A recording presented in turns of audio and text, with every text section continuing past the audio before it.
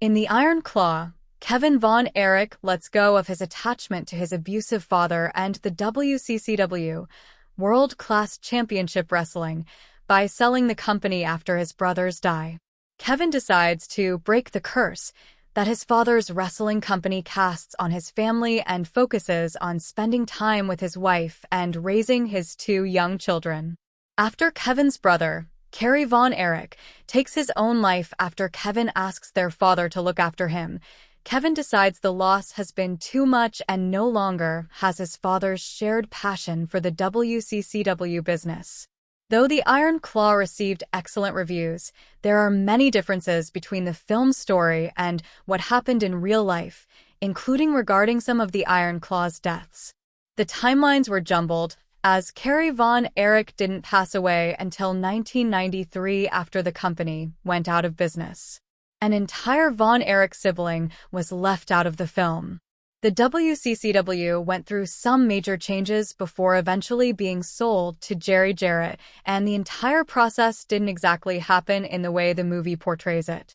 While changing these details may have worked for the Iron Claw's ending, the real story goes deeper. Fritz Von Erich was the one who sold the WCCW to Jerry Jarrett in 1988. A majority of the company was sold to Jarrett and a minority to Kevin and Kerry. In truth, the WCCW was sold by the Von Erich patriarch, Fritz, and his fellow promoter and booker, Ken Mantell, to Jerry Jarrett in 1989. A majority of 60% was sold to Jarrett, while 40% went to Kevin and Kerry Von Erich. Kerry was more accepting of the transition to new ownership, while Kevin unsuccessfully sued the new owner. Jarrett split the promotion into two locations, one in Dallas, Texas, and one in Memphis, Tennessee. He used the wrestlers at each location to feud with one another, which ended up being successful for the WCCW after years of dwindling popularity. Jarrett did this by merging other wrestling promotions with the WCCW, growing it exponentially. Kerry Von Erich continued to wrestle for the promotion, and it ended up having decently successful feuds with bigger organizations like the NWA, National Wrestling Alliance, and eventually the WWE, WWF, at the time. Several eventual big-name wrestlers were starting to make the rounds in these multi-promotional matches, including Jeff Jarrett and stunning Steve Austin, who would later be the face of WWE as Stone Cold Steve Austin. It seemed like, at least for the time being, the WCCW was in good hands. Why the WCCW changed to the World Class Wrestling Association. The WCCW became unaffiliated with the NWA in 1986.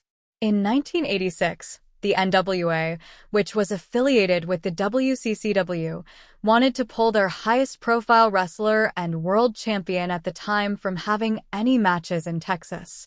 Being that Texas was the basis of WCCW's biggest matches, the company decided to withdraw from its affiliation with NWA. When the WCCW pulled the NWA membership, it rebranded as the WCWA, World Class Wrestling Association. The NWA rebranded its title as the World Title and wiped themselves clean of former winners and champions, including Kerry Von Erich. Rick Rude, who held the title, was seen as the first NWA World Champion.